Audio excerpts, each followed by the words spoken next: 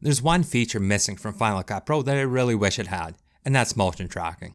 Luckily, you can download and install a plugin that does just that, the FCPX Auto-Tracker from Pixel Film Studios.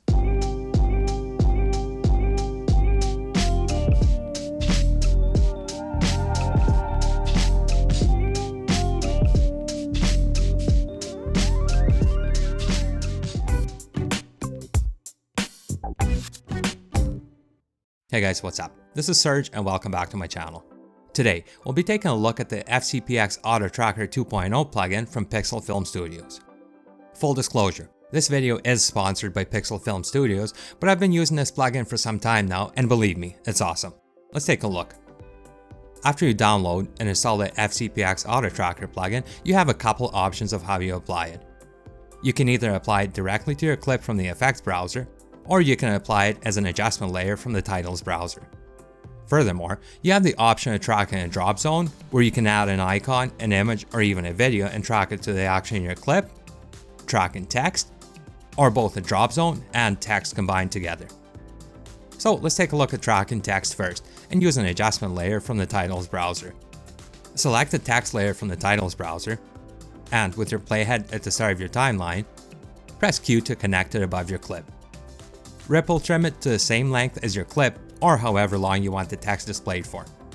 Next, make sure your playhead is at the start of your track layer, and with the title clip selected, head up to the inspector and click the little T to select the titles inspector. First thing we need to do is track our clip. Click the track editor button to open it up in its own separate window. Now, in order to get a good track, you need to select an area with high contrast. If you have a dark subject against a dark background, you probably won't get a very good track.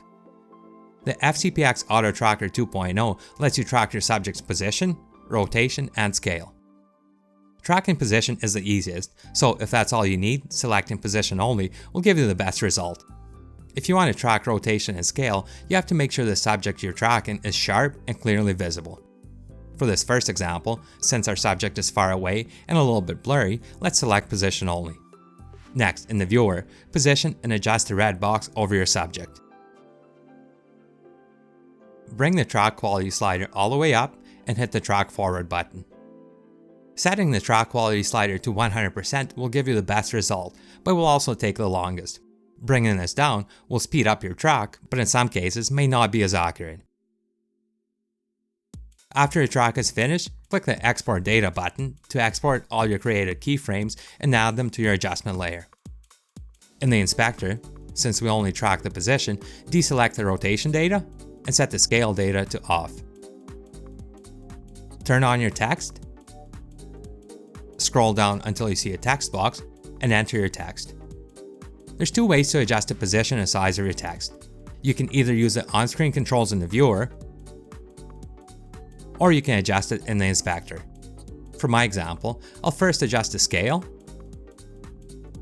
and adjust the position by adjusting the X and the Y position values. If you want to further customize your text, you can do so in the text inspector. I'll change the font,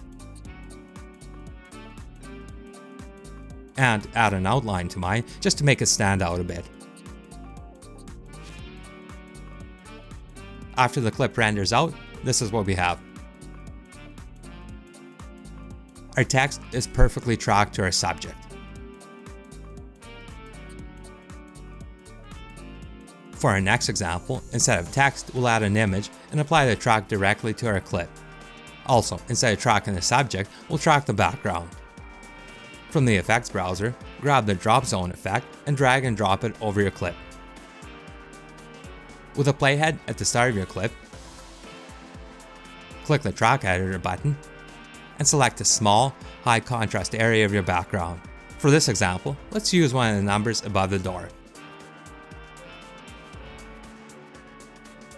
Set the track quality to 100%, and for tracking type, select position, scale, and rotation.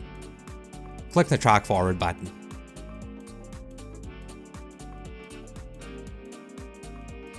Once the track is finished, export your data to apply to your clip.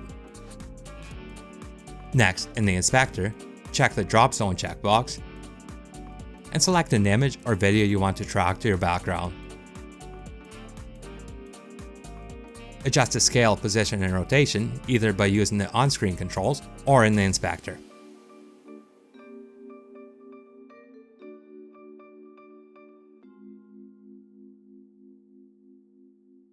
We'll let our clip render out, and this is our finished result.